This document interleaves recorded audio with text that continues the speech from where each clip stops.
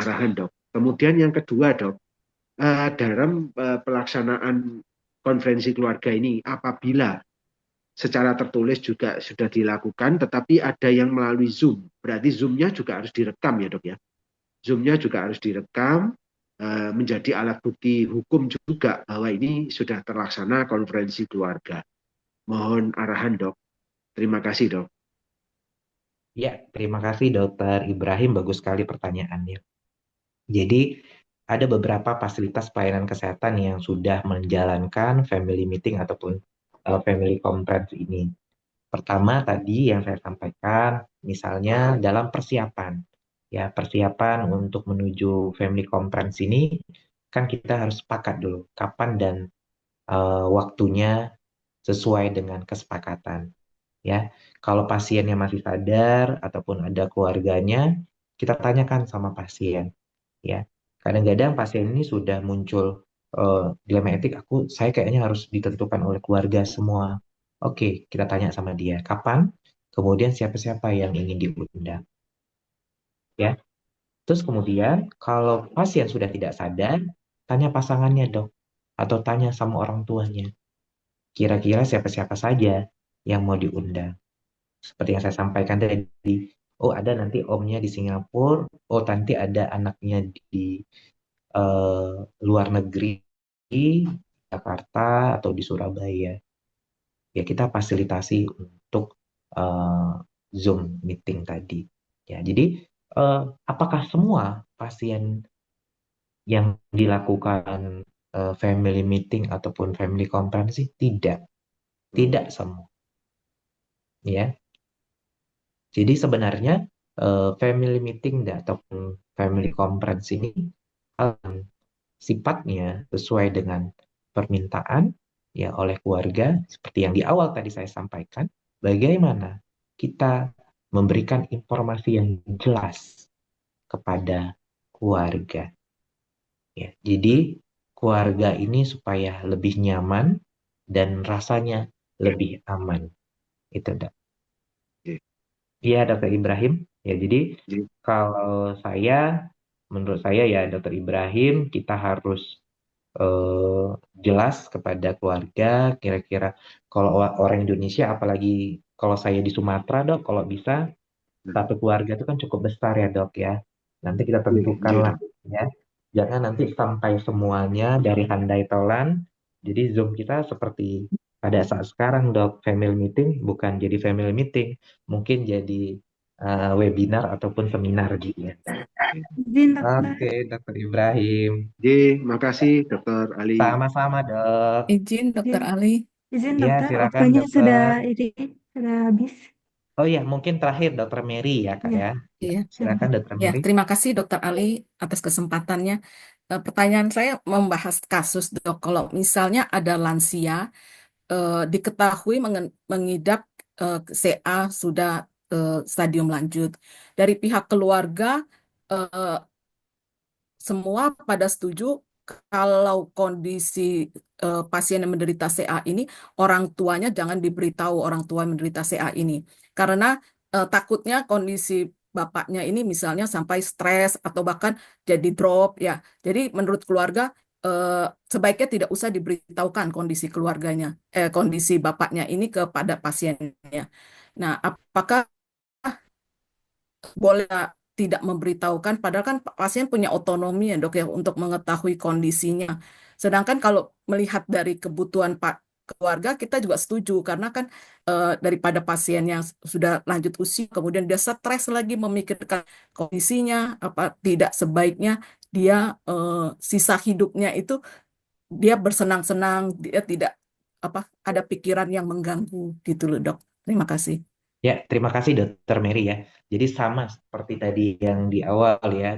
Jadi dilema etiknya tuh prinsip otonomi dengan beneficence-nya, berbuat baik nominya itu kita harus ketahui bahwa pasien berhak mengetahui kondisi kesehatannya dan membuat keputusan sendiri terkait perawat apakah dia mau dioperasi atau mau kemoterapi.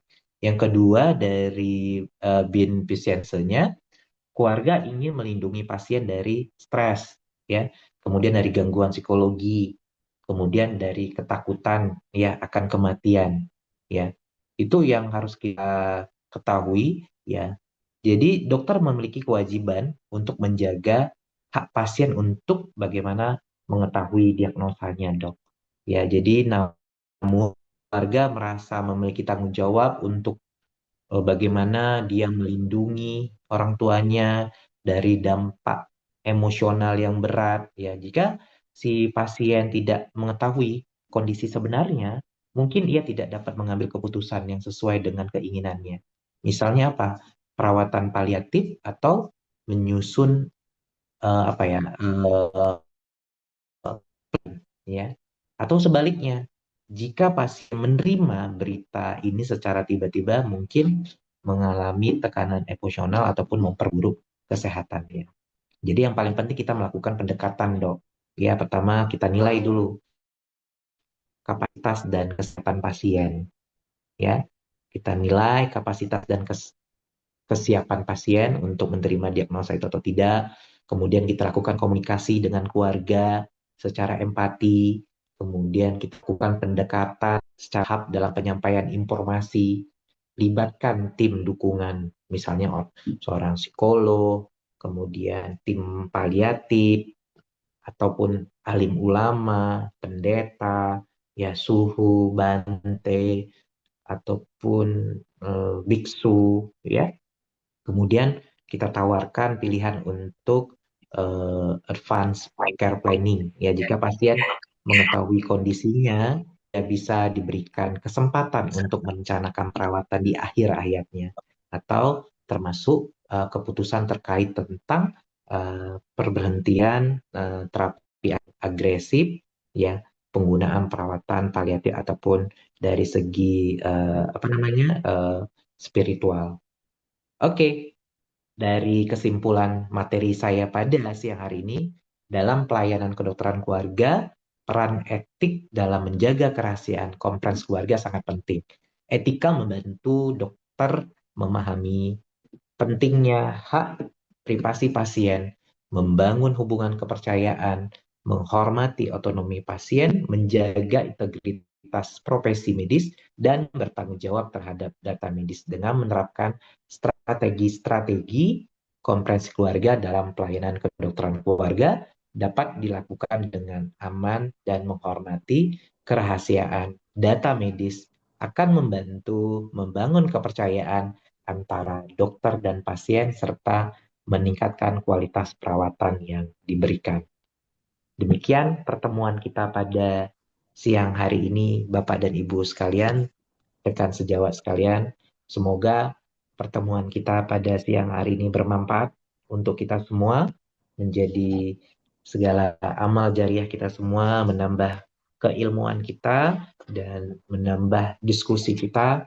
Semoga sehat selalu dan sampai ketemu besok hari. Assalamualaikum warahmatullahi wabarakatuh. Dan Waalaikumsalam Waalaikumsalam warahmatullahi wabarakatuh. Terima warahmatullahi kasih Dokter wabarakatuh. Ali. Terima kasih sehat, dokter. sehat, kasih Terima ilmunya. kasih. Terima kasih, Terima Dok. kasih. Dokter. Mas Dok. Baik, ya. saat ini sudah akan masuk sesi diskusi. Bagi peserta yang akan merekam diskusi, silakan raise hand.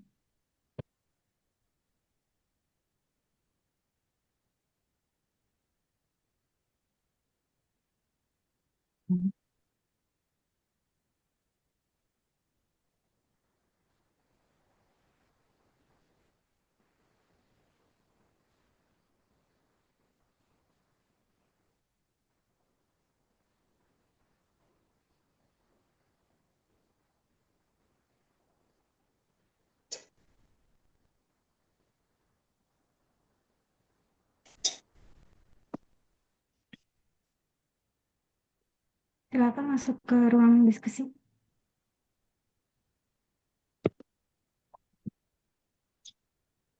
Kelompok 10 masuk ke 10. 10.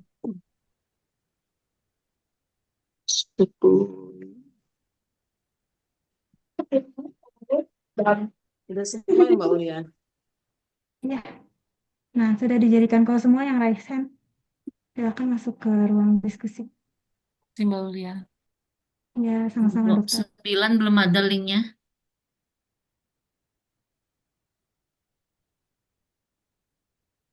Oh, ini ada. Kok 8 mana ya, Mbak? Oh, Ada dokter.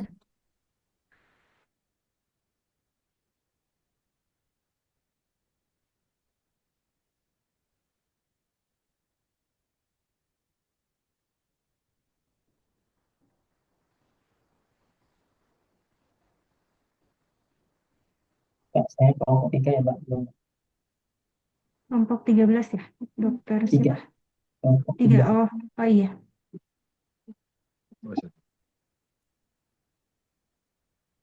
Oh, permisi, Mbak Aulia. Ya, dokter. Ya, Ibrahim untuk co-host kelompok 11 sudah kah?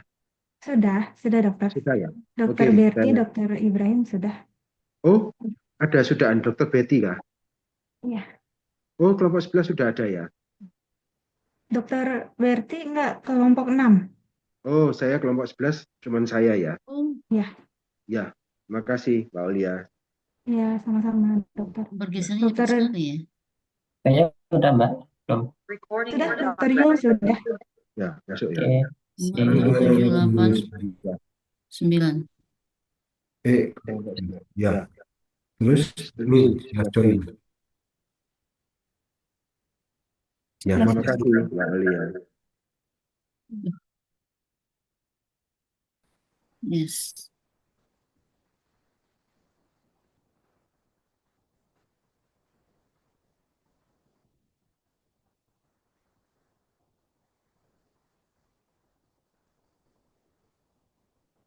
keliru.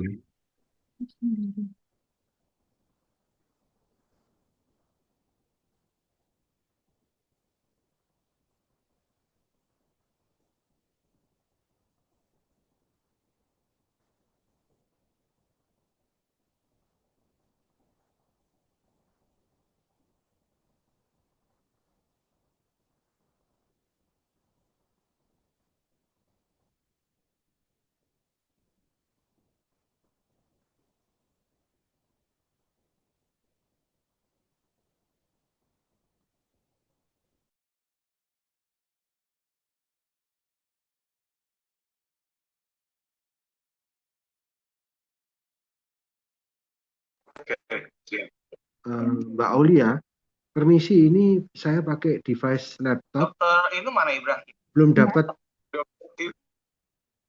gimana dokter? Ibrahim Oh, kos. Belum dapat ini Mana? akses. oh, sudah ini dokter. Ya, Oh berarti ini ya pasiennya Ibu Risma ya? ya. Iya, selamat siang dokter. Selamat siang. Kalau yang ini yang di Medan sudah. Main videonya soalnya lagi konjungtivitis. Iya, Oh, permisi iya, ya teman-teman, ini belum dapat izin. Ya, ya. Dokter Bagaimana? pakai dua device. Ini saya mau pindah ke laptop. Jadi saya tutup yang HP ini maksudnya. Terus ini kok belum dapat izin ya? Loh ini, please ask the host to give you permission to record. Coba klik. Ini kayak Coba diklik itu. jadi aku Klik close. nggak usah Tetap nggak bisa rekam. Kayaknya bukan yang ini ya dok, ininya apa? Ini ada sekitar Akunnya device-nya bukan yang ini. Ya, Ya, saya ganti ke jadi nanti kan laptop kita ini. semuanya harus Berarti yang satu lagi device-nya ke main room dulu dokter. Jangan di Oh ya jangan ya, di dalam saya board dulu. kembalikan dulu ya. Ya, nggak bisa kalau saya jadikan Ya. close di situ. Ini kah? Iya. Enggak. recording in progress. Ini. Bisa Mbak Aulia?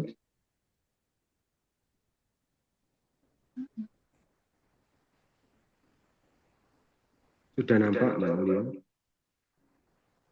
Oh iya. Nah, sudah dua-duanya sudah jadi co-host, jadi bisa masuk ke board ya Ya, dok. ya Mbak Aulia. Makasih ya. Ya, sama-sama.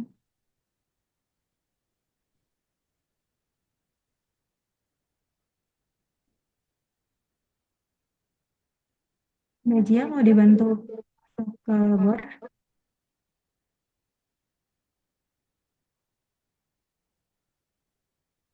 Saya ada jadi perawatnya aja saya. Dokter Josta masih ada di main room ya? Sudah dok, sudah. Ini saya agak lama ngurusin ini dok recordnya. Sudah ditolongin Mbak Aulia. Sudah masuk kok ini. Terima kasih. Mbak Aulia saya check out ya yang dari HP ini ya. Siap, Terima kasih. dokter.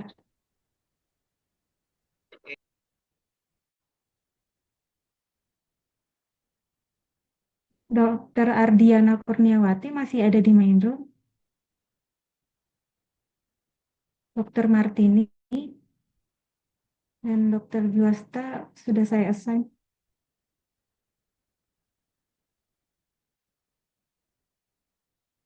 Oh, Bu.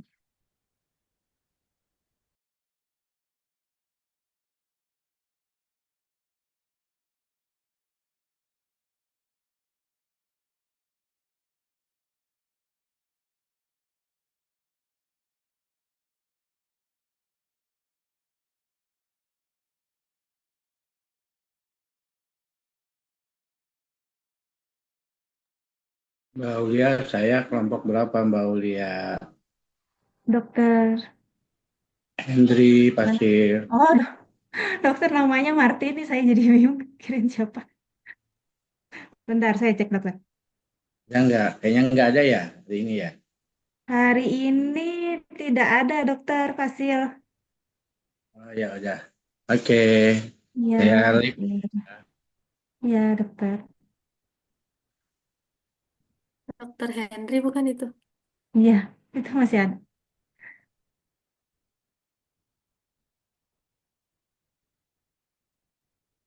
Banyak yang belum masuk nih hasilnya. Satu, tinggal dokter swasta aja. Iya emang di dalam belum? Marcel. Oh belum. Coba kabarin lagi. Tapi udah dikabarin tadi.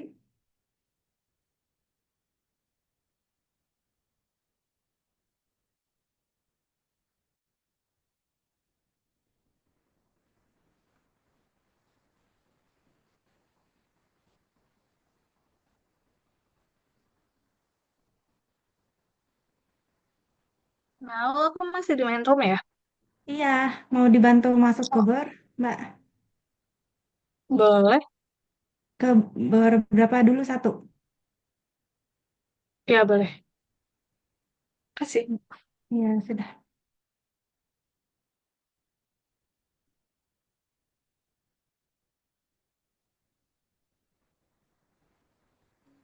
Terus swasta.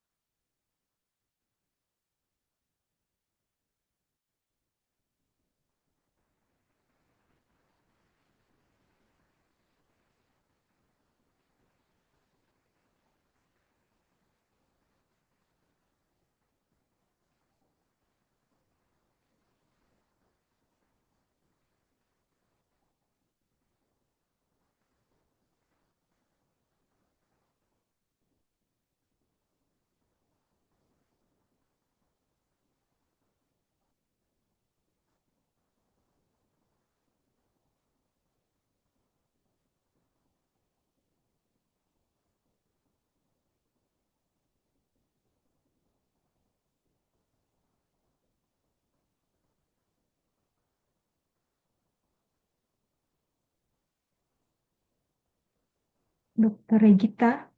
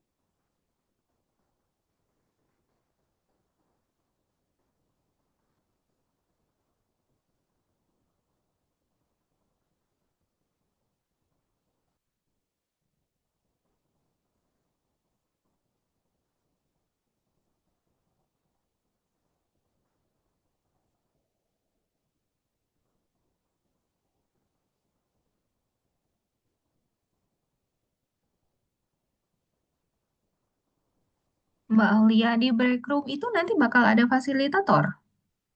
Iya, ada kelompok 10 ya dokter. 6 kota apa ya? Ininya ya, Kampung tempat rumah Vietnam, makan. Dok. Di mana, Dok? Kampung Vietnam. Random Vietnam Vietnam, kali ya, Dok. Dok. Iya, saya singgah tuh ke kampung Vietnam, foto-foto, banyak spot foto-foto bagus ya. Iya. Makasih Dokter Dia. Selanjutnya ini yang paling ganteng ya di kelompok Sorry kita dok. ya. Sore Iya, Dokter sorry Henry. Silakan Henry. Dokter. Saya Henry Parlindungan Tanjung dari Kabupaten Tulang Bawang Barat, Lampung dok. Jadi iya praktek di klinik swasta. Iya, Wah, kasih. saya kerjasama dengan BPJS Dokter. Belum diterima dok. Sudah mengajukan. Mudah-mudahan nanti ya Dok.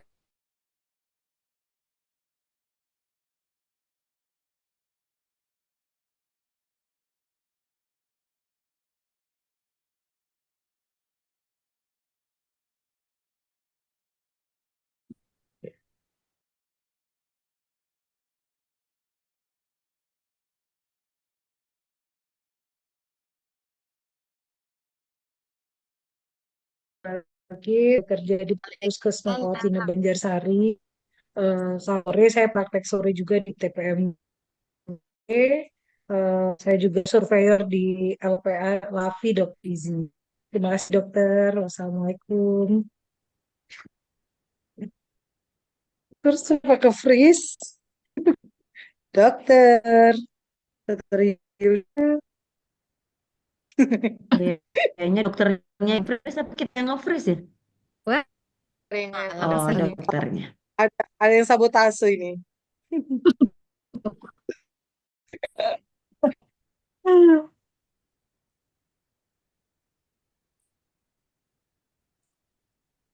Dokter. Dokter Fris ya tadi ya. Kayaknya saya ada perpindahan wifi nih. Ini hujan jadi kayaknya nih apa namanya dari handphone tuh kurang begitu bagus sih. Pindah ke rumah, kadang pindah ke handphone mana yang kuat dia langsung otomatis jadi terfreeze. Oke, tadi sampai Balkis ya, makasih banyak. Selanjutnya Dokter Adiana.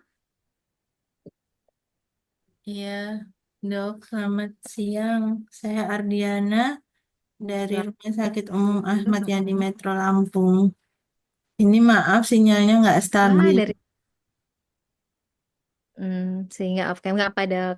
Oke, udah kenalan semua. Satu lagi ada Mbak Sally. Senang sekali ya kita udah kenalan semua nih.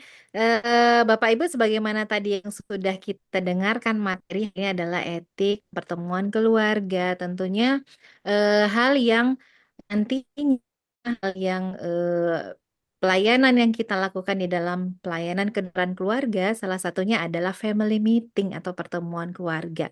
Tentu di dalam pertemuan keluarga itu ada dilema etik. Ya dilema etik bisa di mana aja ya dok. Bisa juga praktek sehari-hari di puskesmas.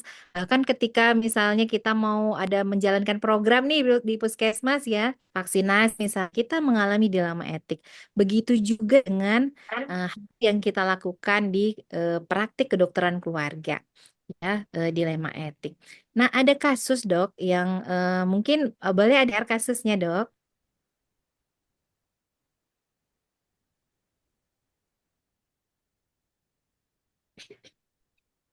Semuanya sudah pegang kasus ya? Ya. Atau saya kasus yang di share yang mana dok? Ada yang boleh bantu share? Saya coba bantu share ya, Dok. Siap dokter Dia. Jadi sore ini semangat semuanya Bapak Ibu. Saya yakin Dok, maaf. ya, Ini host disable participant screen sharing. Belum bisa. Oh, kayaknya jadi host siapa? Saya Ardiana ya. Bisa ini nggak Ardiana? Mbak Celia mungkin. Silakan dicoba. Udah bisa? Coba. Terima kasih Mbak Celia. Udah bisa. Makasih Mbak Celia. Oke, Sudah ya teman-teman? Sudah terlihat ya? terlihat. Ya. Nah, ini adalah skenario ya. Hari sore ini biar nggak ngantuk kita bermain peran nih, role play. Bagaimana kita apa ada yang menjadi nya sebagai moderator dan yang boleh berperan sebagai pasiennya. P lain ya penyakit PJK berarti ada dokter spesialis jantung boleh. Ada juga mungkin yang berperan sebagai anak boleh. Silahkan. Ini ya. Boleh mungkin dibacakan skenarionya, dokter? Ada yang mewakili? Oke, Skenario kasus. Oh, mau batin ya, silakan. Lip. Dokter Malkis. Izin membacakan kasus ya, Dok ya. Skenario kasus. Dan Bapak B memiliki riwayat DM, penyakit jantung koroner, dan stroke yang menyebabkan kelemahan di sisi kiri tubuhnya. Dalam setahun terakhir ini, ia mengalami beberapa kali perawatan di rumah sakit karena aplikasi DM dan PJK. Kondisinya semakin menurun dengan gejala disfagia, kesulitan menelan, cegukan terus-menerus, sering sesak nafas dan kesadaran dan berfluktuasi. Situasinya, dokter spesialis kedokteran keluarga yang merawatnya melihat perlunya pertemuan keluarga khas perencanaan perawatan selanjutnya. Ada dua pilihan utama. Satu, melakukan terapi agresif, misalnya memasang selang makan ONGT, tidak diperlukan, atau tindakan invasif lainnya. Dua, fokus pada perawatan paliatif untuk menjaga kenyamanan pasien tanpa tindakan invasif yang memperpanjang penderitaan. Namun terjadi perbedaan pendapat di antara anggota keluarga terkait keputusan perawatan terbaik. Peran dalam simulasi diskusi role play, setiap peserta akan diberikan peran untuk membantu simulasi pertemuan keluarga dan menganalisa dilema etik dan kasus ini. Peran terlibat satu, dokter spesialis kedokteran keluarga, moderator diskusi, bertanggung jawab untuk memimpin pertemuan, menjelaskan kondisi pasien dan memfasilitasi diskusi keluarga. Menghormati keinginan pasien dan keluarga sambil memberikan rekomendasi medis yang berbasis bukti. Dua, dokter spesialis sakit penyakit atau kardiologi atau neurologi, menjelaskan kondisi medis pasien secara detail dan prognosisnya, membantu keluarga memahami dampak dari pilihan terapi yang ambil. Ketiga, perawat kepala atau perawat yang merawat pasien, memberikan perspektif tentang keseharian pasien, tingkat kenyamanannya, dan tantangan perawatan sehari-hari. 4. Bapak B, pasien Bapak B, jika masih bisa berkomunikasi, yang mampu menyampaikan keinginan atau harapan terkait perawatan yang diinginkan. Istri pasien, Nyonya B, 68 tahun, menginginkan agar suaminya mendapatkan perawatan medis yang maksimal dan tetap hidup selama mungkin. Anak pertama, Putri 45 mendukung terapi agresif dengan harapan ayahnya bisa bertahan lebih lama. 7. Anak kedua, Putri B, 40 tahun, cenderung mendukung pendekatan paliatif, merasa terapi agresif hanya memperpanjang penderitaan ayahnya. 8. Fasilitator etik atau psikolog klinis opsional jika dipan membantu dalam aspek emosional dan konflik dalam pengambilan keputusan. Struktur satu, pembukaan oleh dokter spesialis kedokteran keluarga. Tujuan menjelaskan pertemuan, membangun suasana yang tenang serta terbuka. Pernyataan terima pada seluruh keluarga telah melakukan waktu untuk kami mengerti bahwa ini adalah yang sulit dan emosional, dan pertemuan ini adalah membahas kondisi Pak B dan membuat terbaik untuk peran dengan mempertimbangkan kesejahteraannya dan harapan keluarga. Kami akan menjelaskan kondisi medis beliau dan pilihan perawatan yang tersedia, lalu mendengarkan pendapat dari keluarga sebelum ia mengambil keputusan bersama. Yang kedua, penjelasan kondisi medis oleh spesialis penyakit dalam. Tujuan menyampaikan informasi medis dengan jelas realistis, poin-poin yang disampaikan, kondisi terkini B, disfagia, cenggukan, sering sesak nafas, kesadaran fluktuatif. Prognosis medis, jika terapi agresif diberikan, ada resiko komplikasi tinggi dan perpanjangan hidup tanpa kualitas. Jika perawatan paliatif dipilih, pasien akan diberikan untuk mengurangi ketidaknyamanan. Lalu yang ketiga, diskusi keluarga dan dilema etik. Tujuannya memfasilitasi keluarga dalam menyampaikan pendapat mereka dan menavigasi konflik yang muncul. Kemungkinan tanggapan istri saya ingin Bapak mendapatkan perawatan terbaik jika boleh ada yang kurang dalam perawatannya.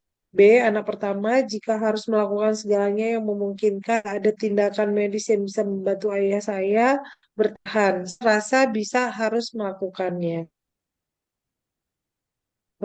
Putri kedua, tapi ayah sangat lemah. Hanya memperpanjang penderitaannya, apa ini benar-benar yang terbaik untuknya? Keempat, menyusun keputusan bersama. Tujuannya mengarahkan keluarga untuk mencapai keputusan yang terbaik untuk pasien. Keluarga setuju, perawatan menjelaskan langkah-langkah selanjutnya. Memberian terapi simptomatik untuk nyeri dan sesak napas. Pemberikan tindakan invasif yang tidak memberikan manfaat nyata. Dukungan psikososial bagi keluarga. Jika keluarga masih ingin melanjutkan terapi agresif, dokter perlu memastikan mereka memahami konsekuensi medisnya. Jika atau family meeting. Silakan siapa yang ingin menjadi dokter SPKKLP-nya. Ini kita latihan, Dok. Gimana melakukan konferensi keluarga atau family meeting. Nah, untuk sudah membaca nih apa namanya panduan untuk peserta, apakah ada yang ingin ditanyakan, Dok?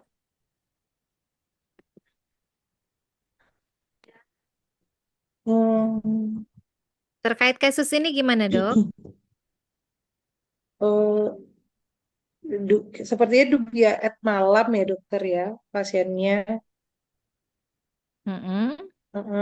Jadi kalau melihat ini kan 50-50 dok antara istri dan keinginan pasien dengan apa namanya